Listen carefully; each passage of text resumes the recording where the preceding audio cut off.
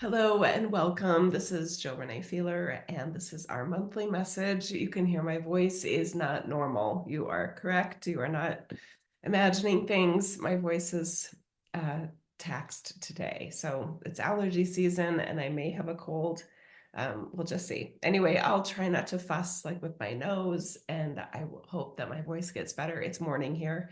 I hope it gets better as I talk and share. That would be awesome. And I'm completely open to receive that. So, anyway, let's get started. Let's start by taking a couple nice deep breaths, please.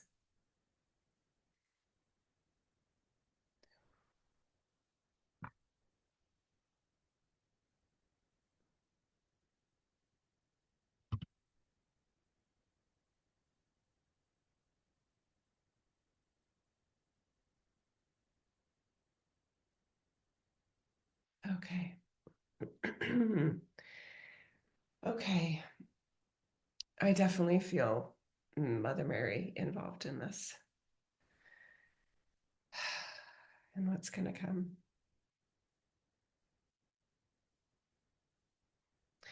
I just want to remind you, each of you, how much of a difference you make in your own life. You've created and shaped your own life in ways that it wouldn't be had you not been as proactive and deliberate about who and what you are and about what you wanted to learn and what you wanted to grow into and what you wanted to soften or maybe even leave behind in terms of aspects of your personality that you didn't enjoy, that you didn't feel godly within. Your ability within the human experience to completely transform and transcend is so powerful and so real. So I just wanted to start with this because I know from my own experiences how easy it is to not see that, to be actually blind to how what an important force of love and light and positivity and harmony, compassion, all the godly aspects that you are in your life and that you have been in your life, maybe even before you were trying to be that. So this reminder of, yes, you are actually far better at this than maybe you're recognizing. You are making a far bigger difference in your you and in your relationships and the people around you. The ripple in the pond is visible from here. And I know sometimes you're not looking for it. And I know sometimes you doubt it or you don't believe it. And that's why I wanted to start with this part today. Okay. Okay, I hope this part doesn't feel like I'm picking on any of you. It is curious how focused some of you get on things that you really, really want to transform and want to transcend that actually aren't as big of a problem as maybe it seems like they are. Jill uses the example of impatience, that it's okay, and actually it can be used for good. Impatience can be used for good if you're a leader, if you're a visionary and you don't want to wait for somebody else to create a solution or to create a new idea. Your impatience prompts you to kind of move ahead and not sit and wait in the back of the room or something. So some I definitely notice some of you have this target sort of on some aspects of yourself, or maybe even an aspect of another of, oh, I wish they weren't so impulsive. I wish I wasn't so, um, you know, quick to trust someone that doesn't deserve my trust, that sort of thing. There is this characterization that some of you have that you really like, you need to resolve that, like it's a big problem and it's really getting in your way. And from our perspective, that's actually, it's just not true. I mean, could you feel more personal authority over yourself if you were less impulsive, if you were a little bit more skeptical before you trusted another person? Could that be an improvement? Of course. But there's nothing like blatantly wrong with being trusting of other people. Can it be problematic? Yes, especially in your reality, it can. But It's also an absolutely lovely quality about you. Some of you that are overly trusting of other people, there is such, it tends to go along with a very angelic personality, a very positive personality, a very reassuring, oh, it's going to be okay, sort of just compassion and loving, etc. So it's okay. In the package of you, it is absolutely nothing but lovable, very godly in a lot of ways, and sometimes not ideal for humanity, the human experience in the earthly realm. So I acknowledge that part. Anyway, so I just invite you to consider some of the areas in your you that you have really been annoyed by in yourself, or you really feel like this is an improvement area, like I have to get this better. What if that's not true? What if there's actually aspects of it to thoroughly enjoy? And what if by your accepting that there may be some positive aspects to those supposedly problematic areas, what if you're missing out on enjoying the wider range of you and how that one part of it actually fits perfectly in the wholeness of who and what you are? And it's okay that you can't see it. You don't need to see it, but I'm encouraging you to soften your stance on needing to resolve that, or that it's some sort of problem for you or holding you back. Okay, so in the softening, what would be really exciting is if in the softening of your stance on that thing, that part of you, that you actually let more of the love and the light that you are of source energy, of God, into your you, right? That may be a very pleasant surprise. Because here's what happens energetically. When there is a part of you that is very focused and intentional about trying to resolve something that you've defined as problematic in yourself, you hold back some of the light that you are. You don't even mean to, but there's your brain has told you, or your sense of your heart has told you, or someone's told you that you will be fully more light when you get that thing resolved. You'll feel more of your godliness. You'll feel more of your godly connection to God, and it's going to be great. So in that process, unwittingly, you actually cordon off some of the source energy that you are, because you have somehow decided that your source energy doesn't fit with that aspect of you. It is so true and so real. So again, she'll use as a very sort of silly example of her impatience. She gets very impatient. Not well, we don't need to go into detail. She's definably impatient in a lot of observable ways. And she at one point had thought, is that something I need to fix? Like, do I need to work on that? And then immediately she had this inner knowing of, actually, I think it suits me well. In that acknowledgement, she let more of her source energy in. She recognized herself as a leader. She recognized herself as visionary and observing something about important things in life that other people were saying something contradictory, or maybe distorted, which she thought was wrong. She had a strong negative opinion about what they were saying, and her impatience literally like thrusts her into this public statement of, okay, I know a lot of people are thinking this is true, but actually, what if this is true? And what if this is better? And what if this helps you be your godliness better and feel God better than that other idea or that other teaching or that other religion, even, right?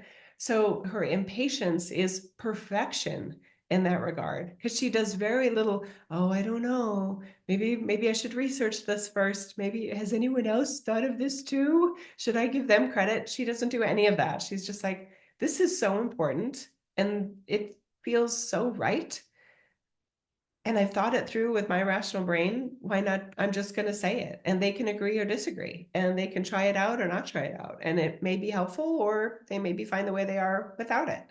So she does that risk analysis and just like, yep, I'm just going to say it impatiently. And it's perfect. It's absolutely perfect. So, what if you have your own examples of those things? That the part of you, again, that might be overly trusting, maybe supposedly too trusting. What if it's perfection? What if it's just part of your angelic nature and this reality that you're going to be the last one to think that somebody is trying to scam you or is deceiving you or is a big old big fat liar, right? That's the last thing that you're going to think about someone else because you're so like, oh, they were so nice to do that. Like, look, they did this or they did that or they're this way in the world. And isn't that beautiful? Wow, you're so impressed with the other aspects that are positive about them. So you're not the first person to go, I think they're a liar, right? But somebody else like Jill might. She's got a good radar for that kind of stuff. But if that's not your strong suit, it may never be your strong suit. And what if that's okay? What if you decide that that's okay? Now, do you want a backup system since you're on Earth? You might. Let's pause for a second while Jill fusses with her nose. Okay. So for what you have decided is not ideal and it has some problems with it, right? Let's maybe relabel it that it's not something that's a huge problem or something you need to fix or solve. And maybe it's not even something that you can solve. It's so kind of baked into how you designed yourself for your humanness in this reality that is actually more than okay.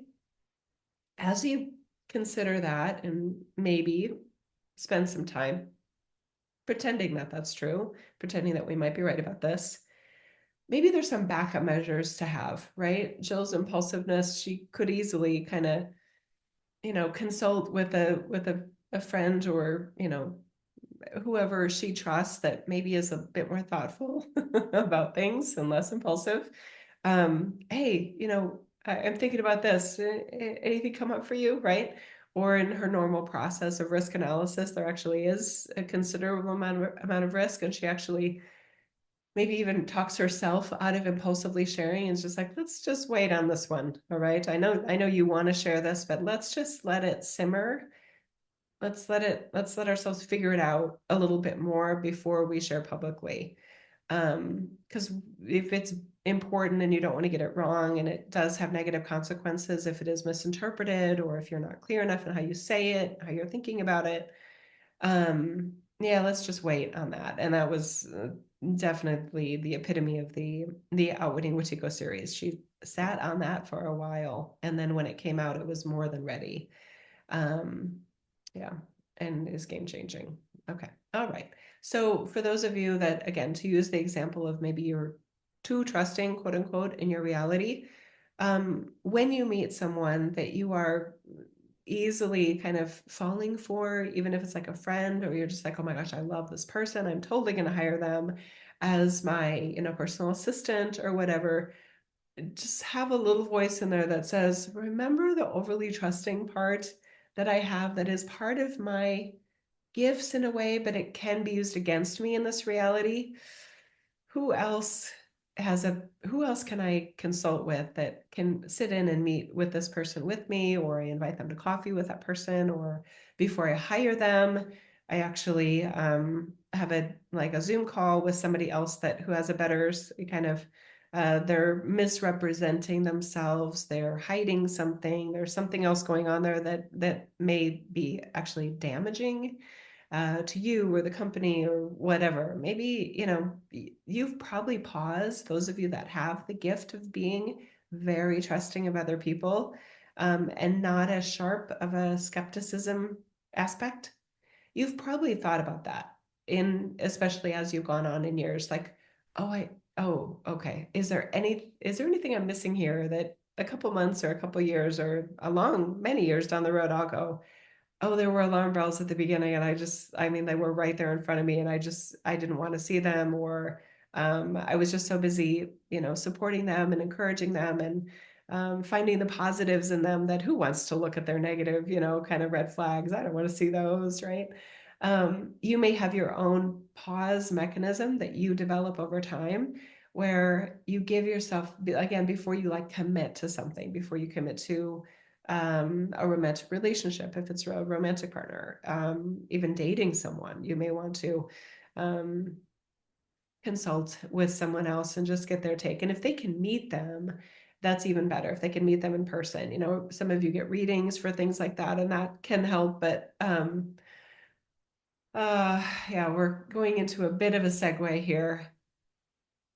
That Wetiko, again, to spell Wetiko, that Wetiko energy is just so good at deceiving others. It's just so good at it that it can even deceive an amazing top rated psychic intuitive, especially ones that are also maybe overly trusting or too quick to see the positives in something. um yeah, so and even if somebody did have alarm bells that they were kind of offering you about that person, you still get to decide. Maybe you just proceed in, getting to know that person in a slower pace. Maybe you are, eyes kind of peripheral vision more turned on as you're talking with them, and as you start to see patterns in them. Oh, they say they're going to do something and then they regularly don't. Or they just told me yesterday this, but then now they're telling me something completely contradictory. Let me still enjoy them and where I can or whatever, but I'm not going to ignore what they're handing me in their behavior, because those that deceive tend to be master communicators, and it doesn't matter what motivates them to lie. It doesn't matter. It could be anything. It could be something as distorted as because they can. They're a great liar, maybe, and within their Wetiko space that they're allowing to operate them, and operate within them. I mean, the normal questions of, well, why would someone do that? You know what I mean? They just don't apply to somebody that's operating within the spell of Wetiko. It will never make sense. So the logical questions of why, how, why, how, what, where, when, almost they don't yield to anything but, well, okay, that's okay, now we have an answer. It's just like, that just doesn't make sense. It will never make sense. Wetiko doesn't make sense. Addiction doesn't make sense. Um, all of the aspects of Wetiko that we can see in this reality. Yeah, master manipulators, scammers, catfishers. I mean, the list is long. Um, Criminals. I mean, like career criminals. The Wetiko. You can't be those things without Wetiko operating within them. Yeah, yeah. I'm curious about where we're going to go next with this message. I'm kind of wanting to tease Mary, like, I thought we were going to be inspiring. I thought this was an inspirational message. It is. Hang on.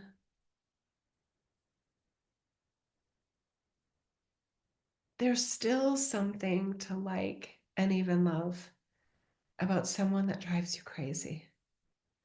There is always aspects of likability, positivity, even flashes of godliness in there with individuals that are just completely unlikable, completely fraud, complete and utter frauds in their life. There might be little moments of, but I liked them when they did this, or I liked them in that role. When I saw them doing that, or when they talk about their child, or when they're with their parent and I see how caring and loving they are. Like, again, it doesn't make sense. How does this go together? Yeah, it is complicated. We're so delighted that this community has done so well in appreciating the nuances of humanity, yourselves, and other fellow humans.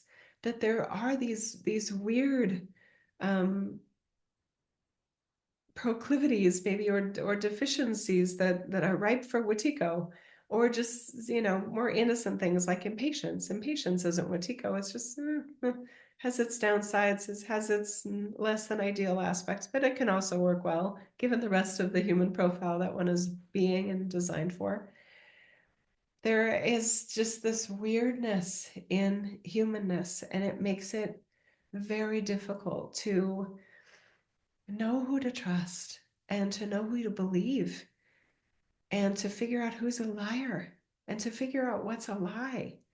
It's so complicated. And when you add into that fact that those that have the ability to lie and the willingness to lie, that are obviously amidst those two, the willingness to lie is Wetiko. The ability to lie, it's hard not to put that in Wetiko too. Somebody that has that can be an amazing, captivating leader, an amazing speaker, incredibly motivating and inspiring and even informative while being fully deceptive of what they're promising, what they're believing is the goal of their ideals or of their objectives or of their plan. But it sounds so good. It sounds so real that it just kind of swoops up the audience that is open to receive or wants to believe whatever that individual is sharing. And there is no coincidence that we're talking about this days before one of the US presidential elections. And we witness all of you that are in the US that are paying attention to politicians and politics and policy regularly frustrated and maybe questioning, was it always like this? No, no. There's always been liars. There've always been those that overpromise and underdeliver. There have always been those that believe their own BS. Throughout history, backwards, present, and forward, there's always those types. They do tend to be very captivating because they tend to lie about really big, important things. And there is a part of the human psyche that wants to believe that a big problem can be solved or wants to believe that some of the biggest problems were preventable. It's a much tougher pill to swallow when someone says, or when someone on a, with a grand stage with an amazing speaking ability says, all the problems that we have today were completely unavoidable. We'd be here no matter what. We'd be here no matter who was in charge. We'd be here no matter who was leading this company or that organization or that political party or that world leader across on the other side of the oceans. That would not be a captivating speech. No one would want to hear that. That would be very demoralizing. Wow, we would have been here anyway. We would have had this total mess of a problem in this country or that country. We would have been here anyway, no matter who was in charge and no matter what public policies we would have done. This would have been the end result no matter what. Part of you knows that's not true. Part of you knows the biggest problems didn't have to be that way.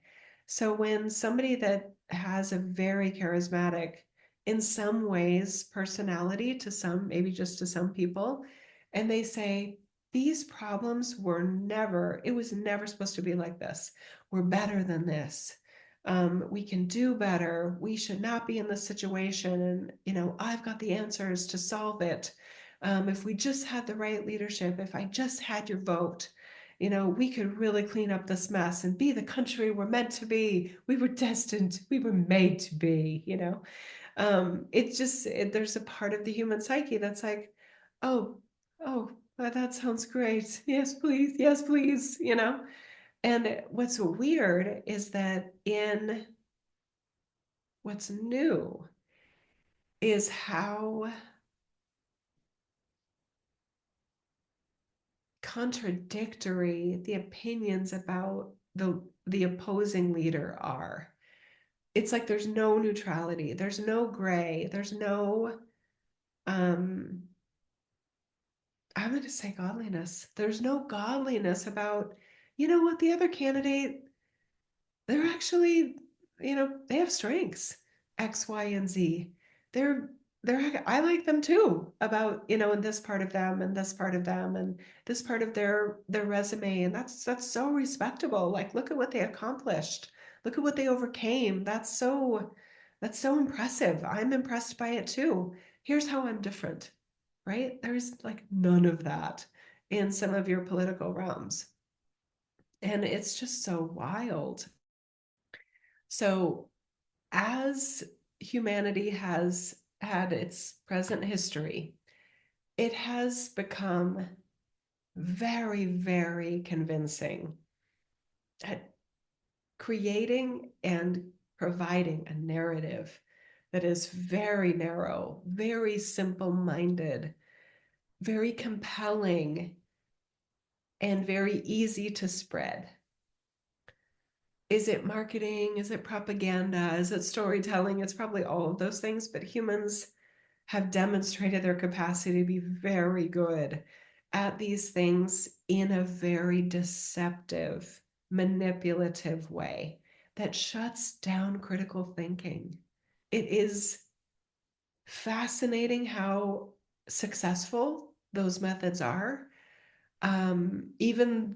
Even our most impressive, I would say, humans, that we see their godliness, we see their critical thinking skills, their light is so clear, and their Wetiko is so absent, right? They may have little moments of hangry, or didn't get their magnesium early enough in the day, things like that, but not an overwhelming overtake, hijacking of Wetiko of that person, where they're just like, wait, what did I just do and say? Because this was terrible. What did I just do? Wetiko, like, you know what I mean? How did I let you in? I was just tired that day and you took over. Most of you in a community like this have clearly demonstrated that you can be, very tired under the most amazing stress load, or hangry or whatever, and you do not allow a full takeover of Wetiko. There might just be little bits of tension and short words and not your best self, not your full loving godliness, or full wisdom, etc. But it's just little things that are just normal and easy to resolve. But the way that some of you are caught up, and I really hope this does not come across as judgment, because I have nothing but love for every single one of you. Some of you cannot see the humanness of the opponent, of whomever you are a fan of or tolerant of. And all I want to do, if that's the case with you, is give you the biggest hug. And maybe it's not related to politics. Maybe it's a neighbor that's just horrible. And it's like they've lost their humanity in how you look at them. We're using humanity obviously in a benevolent sense. They're not even a human to you anymore. They're just that horrible person down the street that makes everybody miserable. Okay, there we go. So maybe it isn't a politician. Maybe it's a very wealthy individual of a global corporation. Maybe it's somebody that you're convinced is pulling the strings of mayhem and nefariousness in your world, an operator, Wetiko. Um, yeah, just let yourself possibly be uncomfortable with this topic. That could be a breakthrough on the other side of this, if you'll hang with me and stay in your light. I respect that you don't want to be deceived. And I appreciate that you don't want to give someone who is horrible, for whatever reasons that they are observably and demonstrably horrible.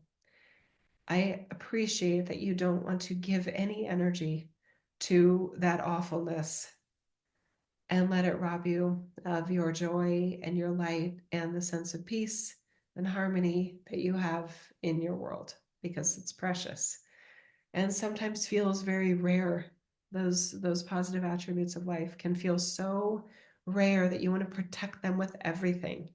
And sometimes in the midst of that, there is this dehumanizing of another person that feels like they're the culprit. I was fine until I saw that person in the office. I really hate them. Why does she always do that? Why does she make that noise? Why does she make that horrible tea? I can't stand the smell of her perfume. I mean, it can be so innocent and it just seems so offensive and like there should be law, against it. When you guys are on the edge and feel like you're on the brink of some horrible tragedy that you believe is about to happen, or someone has convinced you very convincingly is about to happen, you lose some of your access to the godliness that you are.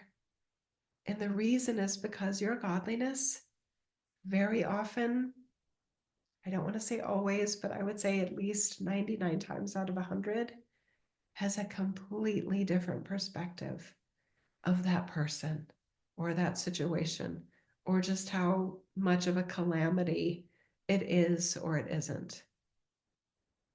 Okay?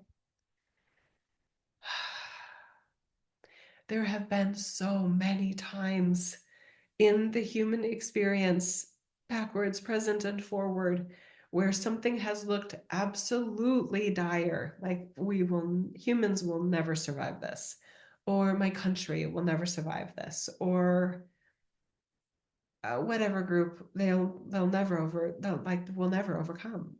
This is going to ruin things forever, right? It's so emphatic and it's so convincing, and it can misread problems and ills of society as something far bigger than they are. And this is perhaps the most important part of it, it's leaving out the miraculousness, the gloriousness, the sovereignty, the creativity, the benevolence that is always available to humanity and to humans. That part gets ignored, left out, denied, and yet it's always there. It is undeniable. So even in the darkest times of a human or humans, somehow that light at the end of the tunnel is always there. Always. It is so reliable and so exciting how humans and a human can just, it looks like a full nosedive of the plane, and all of a sudden it just the right part of the plane, the right part of the equipment kicked in. It's like, never mind, we're okay. Okay, whew, that was close, right? There have been an infinite number and a growing number of instances like that. So forgive me if I don't take as seriously as some of you are, some of the things that you are sure are going to take down the plane, or take down your plane, or take down a loved one's plane.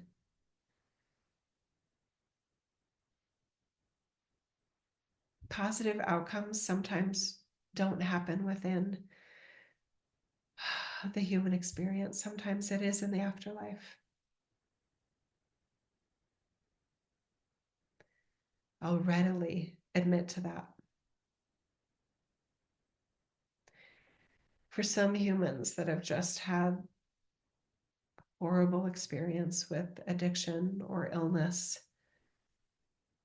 or just aging, the wrath of aging that it can feel like in the end days for some individuals. Sometimes their passing is a blessing more than anything else. So in those cases, their gloriousness, their pulling out of it, was after they were able to step out of the body. Because the body is the one that's holding the addiction. The human body is the one holding the illness. And the human body is the one going through the aging process. the soulfulness, the godliness is, it's like protected from that. It's not subjected to that in the same way that the humanness is. And it's the soulfulness, it's the godliness that is transcendent and timeless, beyond age, beyond a birthday. It's never wasn't. Hmm. Okay, so I have an ask for each of you. Pick someone, pick anyone. The first one that comes to mind is absolutely fine. That you have thought, "Ugh, there is nothing worthy in that human," or you've dehumanized them, you've made them into some demonic figure, absolutely hijacked by Wetiko 24/7 of their lives. Whatever, just pick a person, pick their first name, and imagine them as a baby.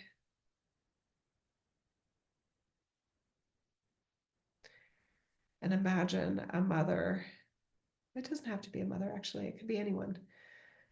Anyone that just adores that child and feels the hopefulness and the easy, effortless love for them. Oh, you sweet little thing.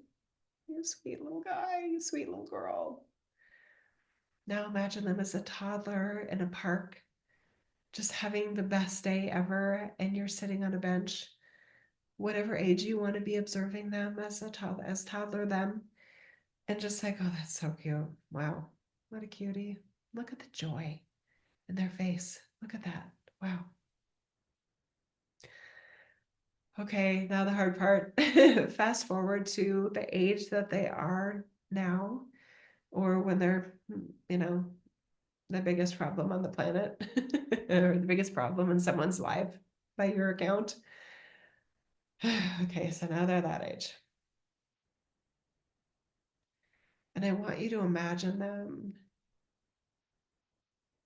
like writing a text message or sending an email or maybe calling someone that they are so loving and godly with. Maybe it's a parent, maybe it's a child, maybe it's a grandchild, maybe it's a best friend, um, a good best friend, a godly best friend, a great neighbor, whatever, somebody good, somebody that you would like, and they're just being so pleasant with them and not in the Wetiko at all. And they're just like, hey, bud, just thinking about you today. I know you've got the job interview tomorrow, and I believe in you. I've always believed in you. You've got this. You're amazing. You can do it. Call me afterwards. Love you, bro. And then in the next minute, they're being whatever you're bothered by. Humans are that complex. There can be these little pie slices of like, well, I like them in that. Dang it, why can't they be that in all these other things that they drive me crazy at, or they cause all these problems, or they're such a liar, right? Why are they even allowed to be about in society? How could they have gotten nominated for that election, for that position? How could she have gotten nominated? How could he have gotten nominated? These are our voting choices, seriously? Oh, you know what I mean? I just can't. I can't. I don't want either one of them in. Completely understandable, by the way. But what if whoever gets into office, what if it isn't as tragic as it looks right now?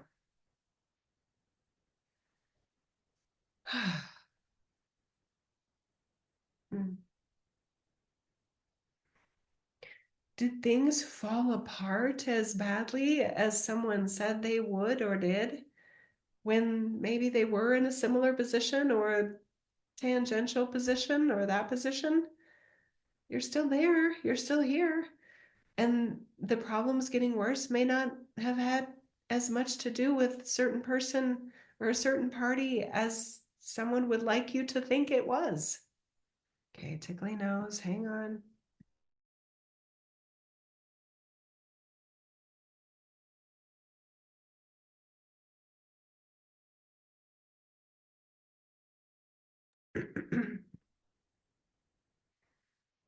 It's okay. It's going to be okay. It may not look like it now, and it may not look like it a month from now. And there will always be something big, important things that are concerning to you as a conscious human. It doesn't take much looking to find something that is deeply troubling in humanness.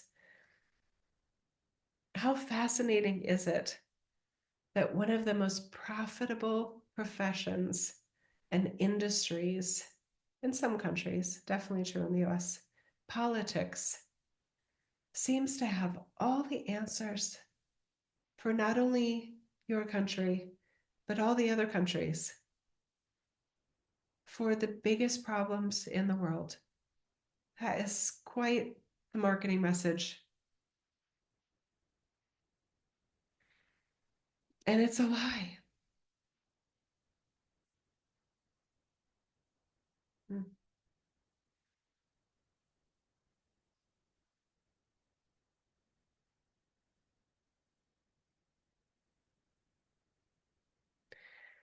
Allow your love and your softness and your humility and your compassion into whatever that kind of thud was as we possibly get more real about something that matters a lot to you that may not be fixable and may not be solvable. And that just feels so wrong that it isn't.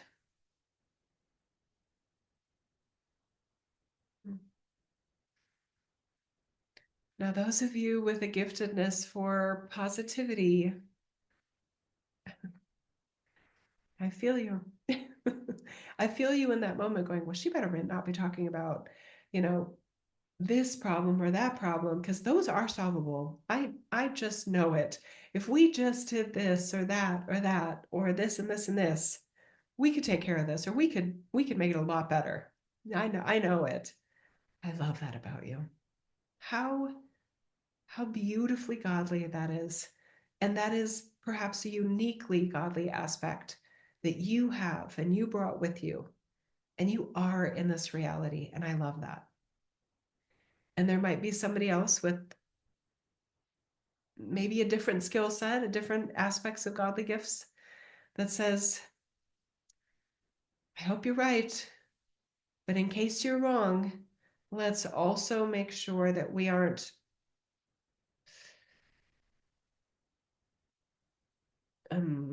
let's also make sure that we are measured in the amount of resources we put into it. Let's figure out a way to do like a pilot program to see if it actually works before we take all of these resources away from this need, which is a need, and put it into this. Let's do pilot programs. Let's design them really, really well. Let's get the smartest people. Let's get optimistic people, and let's get skeptical people. Let's get people that have tried this 100 different ways and are convinced there's not a real solution. Let's for sure get them involved because they've probably tried what we want to try. And we can learn from them. Let's listen. That's not being pessimistic, that's being real. And the resources are real and they do have a limit. And we have to be real about that because it's being taken away from something else or it's being taken away from someone that earned that money. And is that fair? Right? Okay. Yeah, I'm starting to get into some uncomfortable territories, I'm sure. Yeah, okay, good. And my nose is so tickly. Okay, what else, Mary? Do your best. Allow your light in. It's going to be okay. Sometimes in not the ways you want it to be okay. Humanity's perseverance is consistently underestimated. Allow yourself to be pleasantly surprised. Allow yourself to be more critical in your thinking and what you receive from individuals that are consistently overpromising and underdelivering. The political system in the US is $1 billion industry. There are so many reasons to lie. There are so many reasons for likable politicians, maybe even godly politicians, to believe what they've been told by supposed experts and their advisors about, yeah, we're gonna win on this platform, and maybe that candidate is very has some humility and has some godliness, and can say, wait, are you sure? Like, let me I want to see the research myself. It's not my strength, but I'm gonna get a second opinion on that, because I hope you're right that we can, if I get elected, actually solve this problem, that my party can do this. But I want to make sure I've really looked into it. That would be great. And they may believe it. And then they may get elected. And then maybe they do that thing and they make it better. And then something else comes up. And all of a sudden they make this decision that's just like, wait, what? What? It's COVID and I can't go to the beach. It's COVID and I can't leave my country. It's COVID and I'm a citizen of my country, but I can't come home because I'm over here. What? What did you just say? Right? And there's this weird confusion of, I thought I could trust you. I thought I could believe your character and the light that you've shown yourself to be. And now all of a sudden I see this other side of you that maybe wasn't there, but now is, or maybe was there all along and I just didn't see it, or it was craftfully hidden from me. This is hard. This is really, really hard. This is hard business, trying to find who to trust, trying to pick what to believe. We agree with you. You're not doing it wrong if that's hard for you. Humans can be so complex. Humans can be deceived of things themselves and portray them with hope and optimism and a perfect speech. And then it never happens. That promise is never delivered on, and no one talks about it anymore because the money machine is like, wait, they've got another term in them. We got to prop this thing up. I hope, let's just pretend we never said that we were going to specifically assist and support this disadvantaged community. Let's pretend we never said it and hope that they're distracted enough that they'll forget we said it, that they'll forget what we promised them, that they'll forget why they voted and what we didn't do in return for them.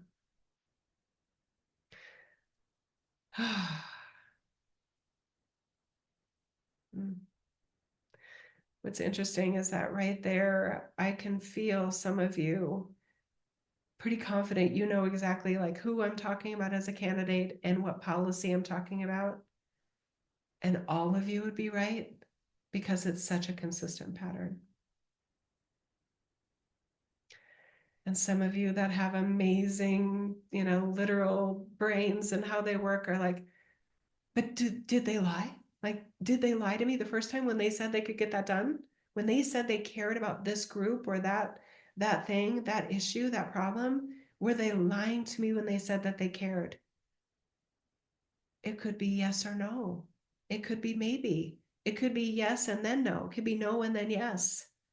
It's so fluid. Truth, honesty, realism, deception is a very weird river that humans that need a vote or need support or need money or need you convinced are much more susceptible to. So are all salesmen liars? No, of course not.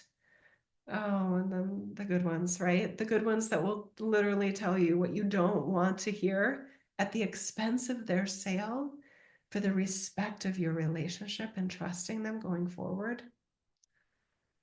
Oh, that's special, right? And it's so sad that that's rare, right? And what if those individuals that are really good at leaving out the parts that you don't want to hear, really good at only giving you what you want to hear. What if they're the only one making a living?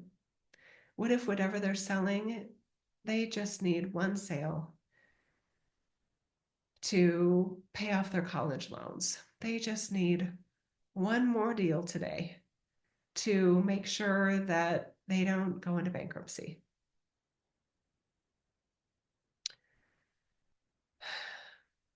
It's complicated. It is not so simple to paint someone or something or some group or some organization as inherently like unhuman or evil or sinister or those guys, that person.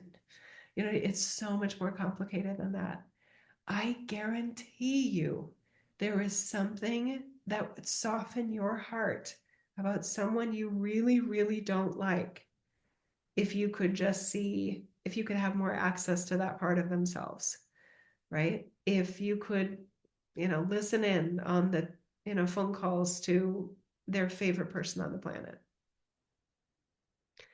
If you could see them in that way, you'd probably go, oh, well, I still don't like this part of them. And you don't have to, right? Remember earlier when we were talking about how your displeasure with part of you blocks you from your light? Some of you already know what is coming full circle right here towards the end. Anyone that you've put in that category of, I just cannot, that person is clearly full on Wetiko 24/7. That person is clearly evil. That person is clearly just whatever horrible thing that makes you feel like they have nothing redeemable, nothing lovable, nothing that God would ever care and be joyful about in that human or in that whatever, in that organization. When you do that, you block some of your godliness. And I don't think you want that.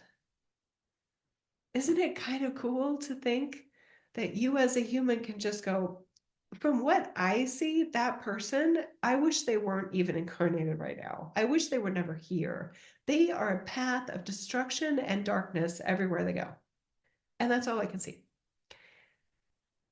And I acknowledge that Source sees something else in them that must be lovable and maybe even likable, and maybe with somebody in their life or in the world, like they're a force of good and they've kept them going and gotten them through some hard times, or did some other really notable thing that I would be impressed by, but I can't see it, but at least God can.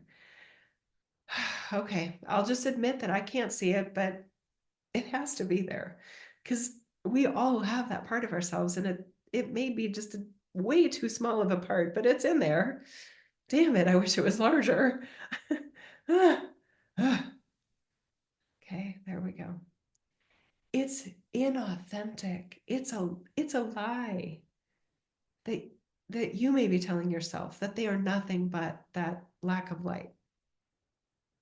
It's a lie you're telling yourself. And you don't have to tell yourself that lie to be utterly disappointed or enraged with what that person is or what they're doing, or just how incredibly frustrating and disruptive they are to you or your street or your town or your country or the world in general, right? It's okay that you don't see the aspects of them that are godly and are good. And it's probably right that it's way too small of a part of them. And annoying that they could be so much more. Like, if they would just be that way with all of us, they could actually use whatever resources or power or influence or fancy talk that they could use it for something good. Why does it make sense? It doesn't. You're right. It's okay. So in that admission, though, you let more of your godliness, you let more of God into all of you.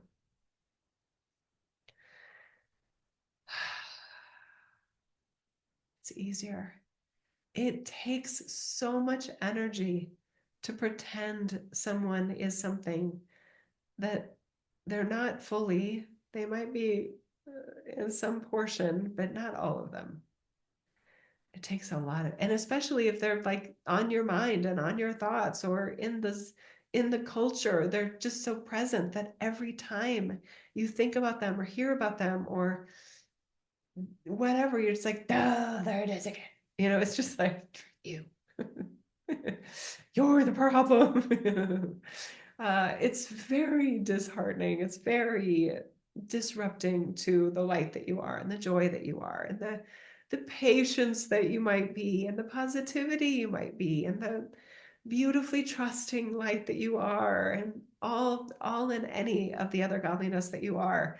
If it flicks off like a switch because of that person or that thing or that idea or that party or that problem that we didn't even have to have this problem. You know what I mean? What if that's not true? What if that problem tends to happen and it's so sad? And what if you do what you can, be what you can, send prayers, whatever, do what you are led to do and let others do what they're led to do? And maybe it'll get better. That would be great. That problem, whatever it is, there's many. There's many. And for most of society, most of humanity's record, problems like that have always been there. And yet we incarnate, and yet we are our light right alongside it. Maybe amidst it, maybe some of you literally incarnated to be your light, not to fix that problem, but because there was that problem. And you wanted to be a force of light to someone burdened by that problem. You wanted to be the one that looks them in the eye and says, how are you today? What's your plan for the rest of the day? Talking to them like a human, talking to them like you care, because you do. Saying prayers in the morning and at night or any other time that you think about a group or a person or an individual that is having a way harder situation than is fair, knowing that Earth isn't fair and humanity is not fair. It's ironic how so many beings that are regularly flooded with the light of God have this notion that with just enough light, all of these problems will just be gone and melt away because that's what God does. And that's what light is. That's a very fascinating idea and theory that I wish was true. The facts demonstrate otherwise. I say that with even more confidence given the purity and the fullness of godliness that so many of you experiencing this message are. If it were true that with just enough light embodied in humanity or on the planet in any way, if it were true that just enough light would solve these problems, you're the evidence that it would have already been solved.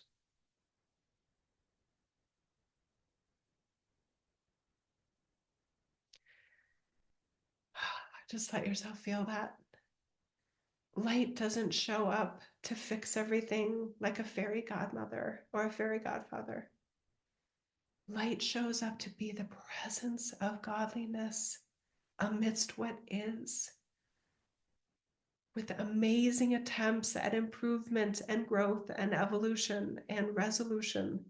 Of course, we're already there. Why would we not also take a whack at some of those problems while also being present in godliness, in compassion, in patience, or in impatient visionary leadership and advice?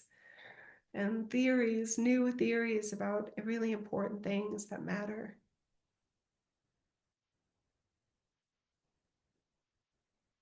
And all the other ways that godliness is in all of you and in all of quote unquote them. It's okay that you don't see it in them. It's okay. You don't have to. Our source energy does for us. And I look at that as a blessing. I actually look at that as the best possibility for someone that is within the spell, the hijacking of Wetiko or deception or whatever else is causing their distortion, their ugliness, their just meanness. I want to believe that God has an inside track to them and to everybody, that all of a sudden they could just go, oh my God, like it's almost like they woke up from a spell and from being hijacked for however long and just go, whoa, you know what? I all of a sudden feel super clear that I've been lying the whole time. I mean, it seems like a silly children's story, but I mean, it can happen. And I'm like, does and I'm asking as Jill to Mary, like, has it happened? Has something that dramatic happened? Yeah, sometimes it's a horrible accident and they get amnesia and they literally are given the power to forget what they were. There are ways. It is rare though. I wouldn't wait for it. You can hope for it, but I wouldn't count on it. Counting on it. I love that phrase. I wouldn't count on it. Um, yeah. Okay, good. Thank you, Mary. Oh my gosh, that was so rich and so full and so honoring. And I hope you guys found it inspiring and informational. Yeah, there's a bit of flatness though, isn't there? It's like, damn. There's a part of me that like, oh, it's sometimes easier and more pleasant to pretend things are true. It's like it's neat to have a simple little answer that all of a sudden it's like, damn, it was kind of easier to think it was that simple. But I guess now that I think about it, or now that I'm open to it in another way, or now that I'm considering what I've heard in this message, huh, right? Maybe there, maybe there is some usness, some what I love about us in them. Maybe we all love our kids. And we all want what's best for our families, and we all want what's best for our country, and we all want a future that's better than today. We just have very different answers for who can get us there and how we get there and what party has the right policies and answers for that. Yeah. And I would say, yeah, I've been seeing that and saying that for so long. And I recognize that sometimes in the midst of this highly planned, highly orchestrated, carefully planned set of words and, tone and rhythm of speech and things like that, we can literally get caught up in it's almost like a frenetic sort of belief bubble. Like, and we leave just going, of course, like they're the answer. I'm definitely voting for them. And then it's just like, wait, right? And speaking from the US standpoint, I mean, one of our candidates was literally in office for 4 years. We had that, right? And then another person has been close to the office for 4 years in a very undercapacitated chief executive officer in Biden. So it's just like all of us have reason to be skeptical, and all the other candidates too. I mean, because when I finally got my absentee ballot, I just shouldn't say finally, it came on time, but when I finally looked at it, because I dreaded it, I went from the bottom up, propositions first, judges first, and I waited till the president part last because I was just like, I am really just, I'm just gonna say it because this is my Jill, and I'm owning the parts of me that are not as godly, or maybe it is, I don't know, but I'm pissed. I'm so pissed. I'm just like, these are the choices we have. How dare you? My God, I'm just like, this is disgusting. This has to be a joke. I know my country has its problems, but I also love it. There's so much to love.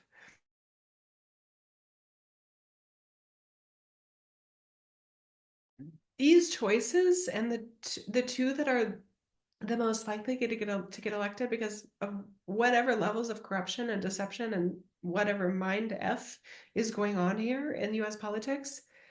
This this is insulting. This is how is this?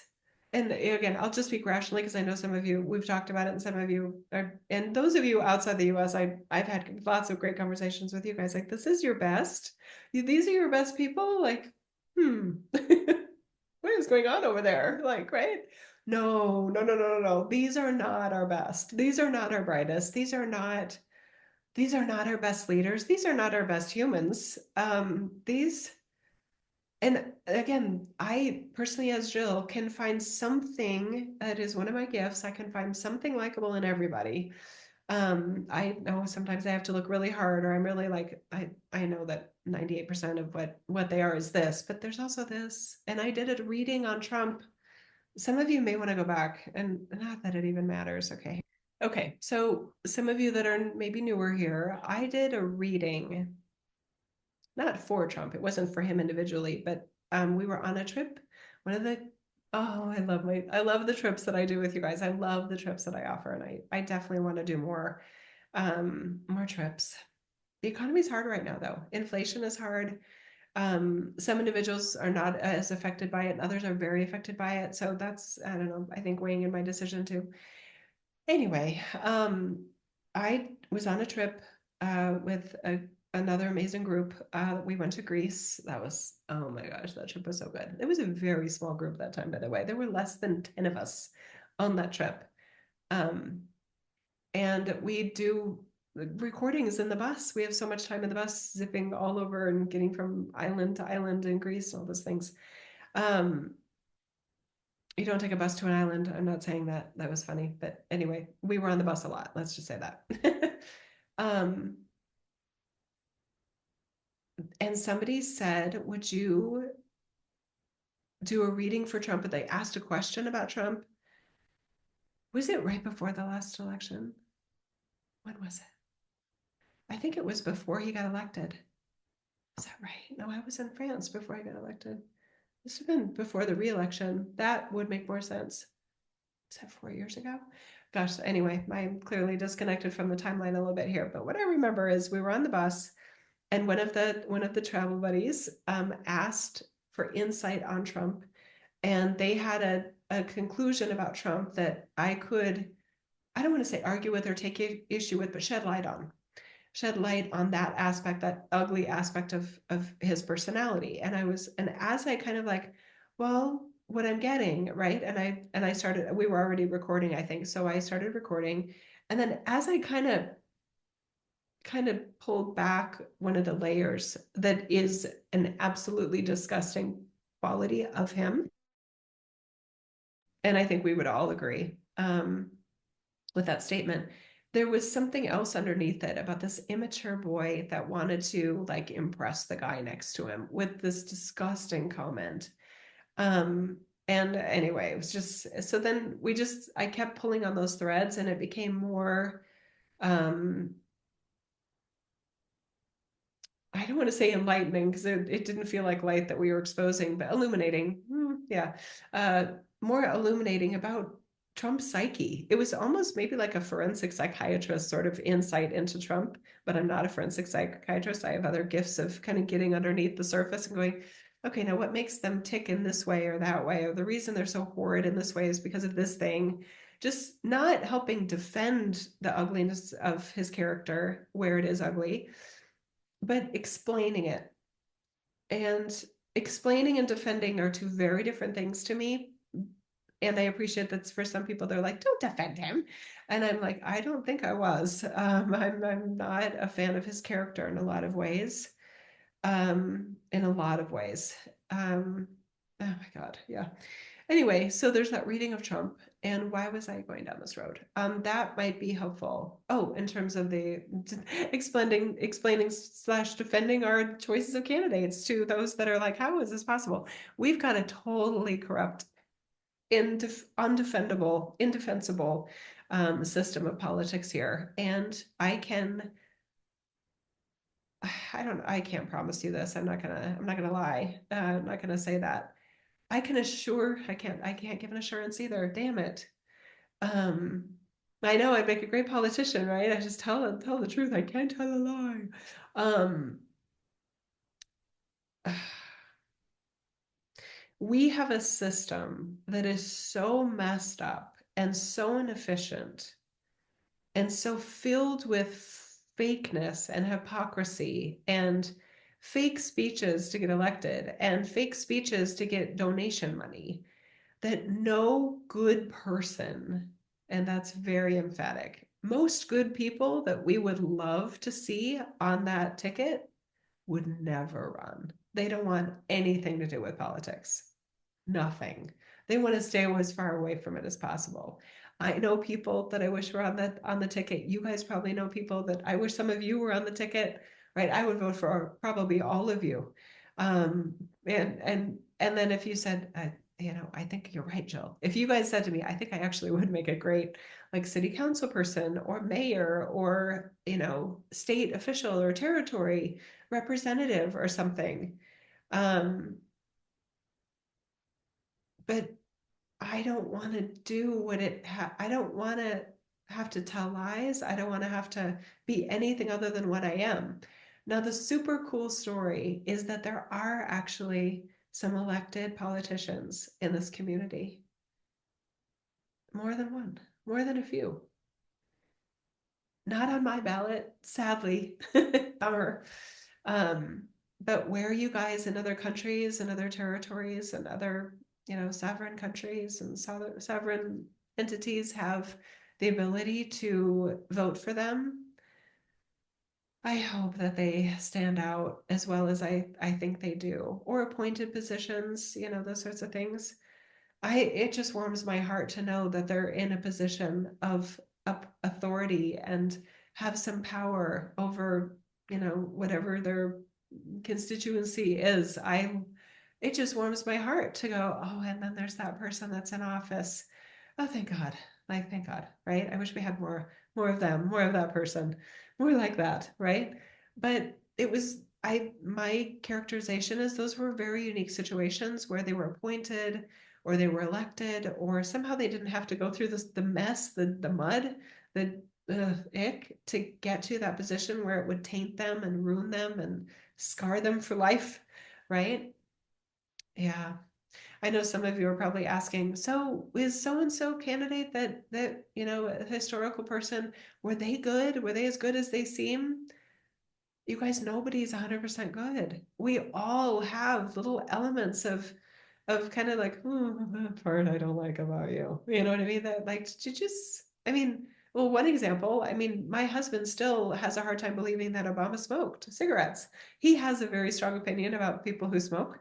Like, well, who would do that? You know what I mean? Like, that's not good. And now those of you that are maybe taking drag episodes, like, Jesus, Jeff, don't be so judgy. Love you guys. I love you guys. He's very conservative in a lot of ways and entirely socially progressive in a lot of ways. And he feels like cigarettes aren't good for you and you should be making better choices, Is he perfect with his health? No. Is he, throwing stones at glass houses? Probably, or from a glass house. What is that expression? Anyway, yes, sorry, Jeff, if I exposed you and threw you under the bus there, but and for you smokers, I love you and I hope you're well and I want your lungs to be healthy and all those things. Okay. I love you. Um, anyway, so there was this thing that was hidden from us in the public about Obama and his smoking. It was hard to find a picture of him smoking. And as I understand it, he was a regular smoker. So it's just like, well, how did Michelle put up with that? Some of us that have these, again, neatly crafted sort of handed to us characterizations. It is like a caricature in a way of these humans that are like, well, surely they're perfect. What did you just say? a perfect human, right? Jesus had a temper. All of us have just little aspects that will not be part of your promo reel if you were running for office or a charitable fundraiser person. No, no. And or introducing you at a speech. And now here's so and so. They've got the temper of something bad. They swear like a sailor, and here she is, our star of the night, or let's be inspired by so and so. It's okay, right? So this bubble bursting of someone having been perfect, and the bubble bursting of someone having been like they were pure evil or pure destruction and mayhem and they're going to ruin everything. They ruined everything. They have no good ideas. They're all bad ideas. There's nothing but lies, right? We can dispel that. We can pop that bubble too. That's not true. So I know, and part of us are just like, well, what the fudge are we supposed to do then? I know.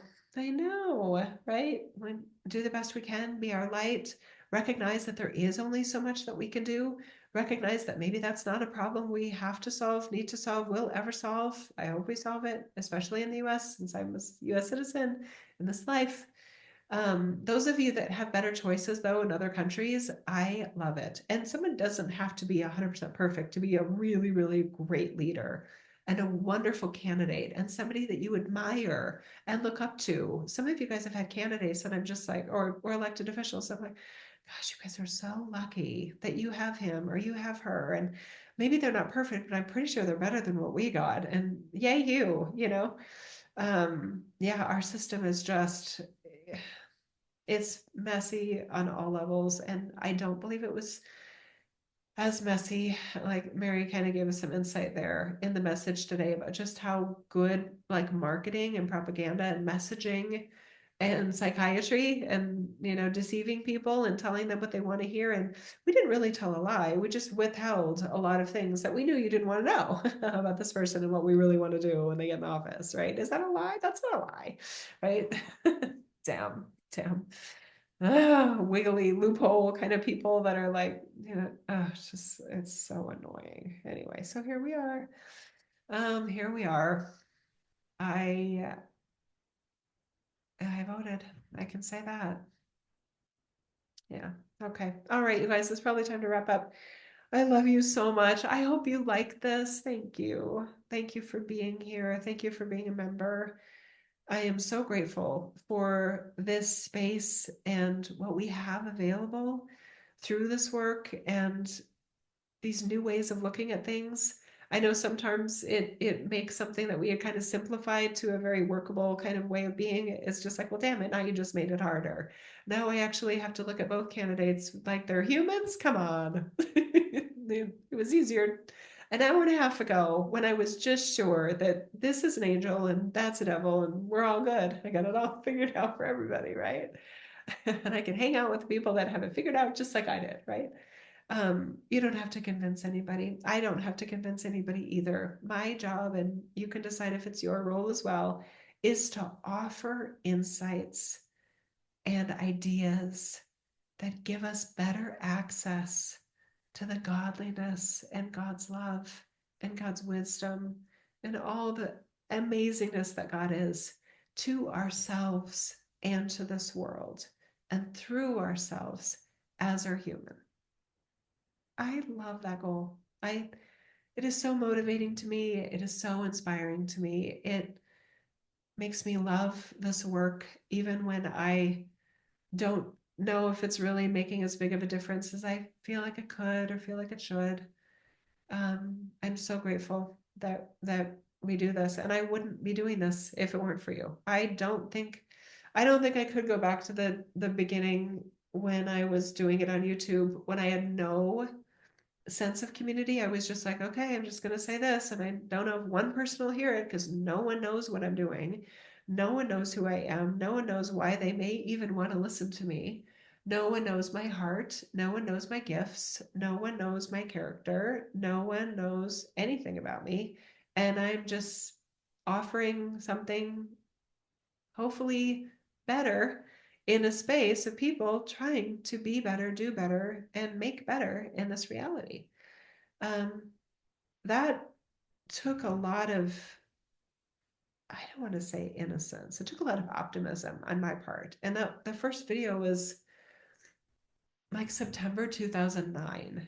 I'm so congested from my allergies or cold or whatever I have going on. I apologize for my voice today. Anyway, so September 9th, I think 2009, I was just doing a meditation and just all by myself, just laying there. I think the kids were at school and Samson was there, of course. And I was like, oh, this feels good. Like I should get a recorder. I should record this. And I think I got a handheld recorder. And I think it was Mother Mary. Oh my God, that's hilarious. That's so perfect. It was a Mary message. Hmm. Did I put video? What did I do for the video? I don't even remember. No, the first video was a message to young adults because I was thinking about one of my nephews that was feeling really not lost, but just like, I don't know what to do. I don't know what to do. Like, I'm really confused about going forward in college. And, and I was like, I just want him to know it's okay to be unsure. So I think that was the first message in September. Maybe it was August. I don't know, you guys. It doesn't matter. I'm trying to make things accurate. I don't know if it even matters, and I won't get it accurate because I'm bad at time. Um, anyway, so today I know that when I share something, it's like, oh, the membership's gonna hear it, and like they want to hear it, or they support it even if they don't listen anymore. I don't know what's going on. Some of you have been members for a long time, and I hope you're doing well if I haven't heard from you in a while. Um, but thank you for whatever reason you're here. I love you, and there's something lovable about all of us. And I find your lovability so easy. And thank you. Because it's like, it's so fun to be with other humans that are so easy to love. It's like, oh, I just love you. I would trust you with my life. Yeah, I love you guys. Yeah, so good. Okay. Love you. Thank you. Thank you for being here. Thank you for supporting this as a member. I'll probably share this one public. When will I share it? I don't know if it would affect anyone's voting, but it may affect people's ability to receive the election outcome. So I'll probably share it. Um, I don't know, you guys. I'm traveling Monday through Thursday, so we'll see. I did an absentee ballot, so I don't know what I'll do, but I want to share this publicly. And if you're listening to this publicly on YouTube or podcast or whatever, thank you for liking it. Thank you for making a comment if you liked it. If you didn't like it, thanks for not saying anything. It really bums me out. And you just don't, if you don't like it, just move on like I do. I don't normally like, well, I hated this. Please don't do that. I'm very sensitive. It's part of my gifts and feels like a like a wound waiting to happen. Sometimes I'm more sensitive, I think, than I realize. And criticism that is just mean, I don't like. So I'm just owning it there, my vulnerability. And I don't feel like that's exactly godly. So on that part too, it's a very human part of me that I wish wasn't there. But it is there. So there we go. Anyway, I love you guys so much. Thank you for being here. Thanks for sharing, subscribing, whatever. I love you. Thanks for being you. Thanks for staying in your heart, no matter what happens, wherever you are and whatever is going on. Okay, I love you. Bye-bye.